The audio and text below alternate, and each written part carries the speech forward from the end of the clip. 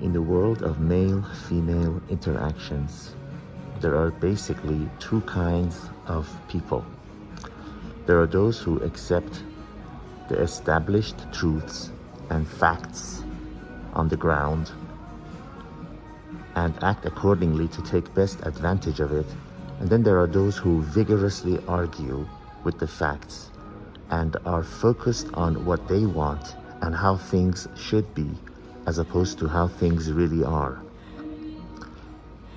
Referring to women, there are those women who basically demand and expect men to want and do the things that they wish for them to do, regardless of their situation in life. And by situation in life, I mean their age, their status, their weight, their kids, their current condition in life.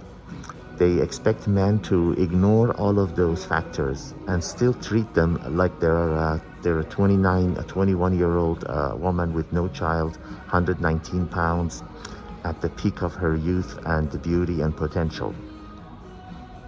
And there are those who understand the facts on the ground, and this goes for men and women. There are those who understand the current facts and act accordingly, adjust their expectations, and are realistic about what is and how they can take advantage of the situation and obtain the best from the current situation given the realistic circumstances. Guess which ones end up with a fulfilling relationship with a nice partner, and guess which ones end up alone with their wine bottle and a pet for the rest of their life. I see every day, I see both kinds of people. And I can assure you with 100% certainty, whether it's in interpersonal relationships, in business, or in life in general, it's always those who understand what is and do the best to take advantage of the situation, the most possible best scenario, and go on with their life, as opposed to those who vigorously argue that despite what is, things should be as they like. To give you a specific example, there are women who argue that, even though I am at a certain age and I've got 3 kids and 2 exes and I've gained some pounds and, I have exes in the picture wanting to see the kid, and I have kids that absolutely hate the new men in my life because they view them as not only competition for attention from me, but also a replacement of their biological father. Yeah, despite all of that, a man should want me and appreciate me and desire me and put me on a pedestal, well, because I expect it and that's the way how it should be. And some of them even throw in their career and their salary, even though most of the money they got is from through divorces. And they claim that it is men who who are all those things that we accuse women to be. So men want the same things that women do and are unrealistic about their current status in life. I don't think that's true because I have seen it in the real world. That is not the case. While men and women have their series of issues, the issue of a man who is not in a position to have the highest quality woman given his current status, that is not so much of a problem than with women who despite their situation in life, as undesirable as it may be as the years go by, still are delusional and still want the types of 1% so-called 1% men that are at the highest highest level of being desired. Of all the issues that men and women have, those issues are not the same in men and women, and they're far more prevalent in women.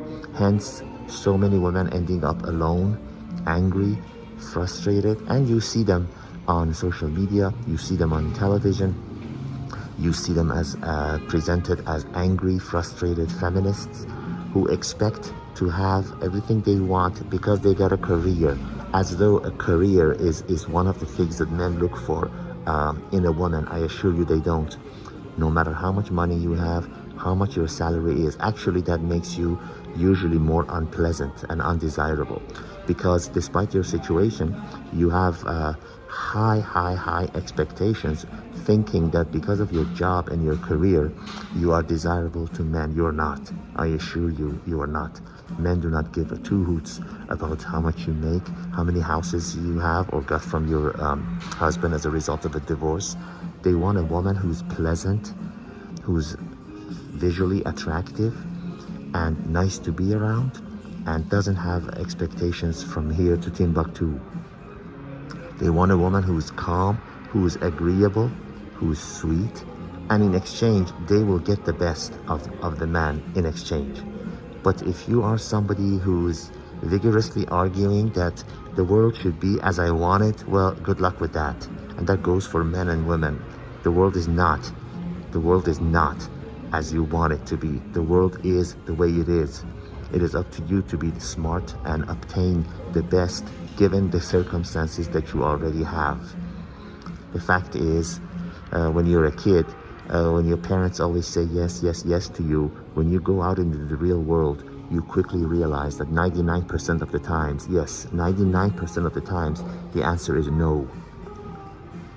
So get off your high horse, get off your pedestal, and realize the world is not as you want it to be. The world is the way it is, and circumstances in life and in the real world are harsh, and those who are best suited to take most advantage of it are the ones who realize this and do not expect things to be as they want them to be, but they expect things to be as they are, and are smart enough and wise enough to get off their high horse, to get off their chin up in the air, phony, false self-confidence, which only serves to guarantee you lifelong loneliness.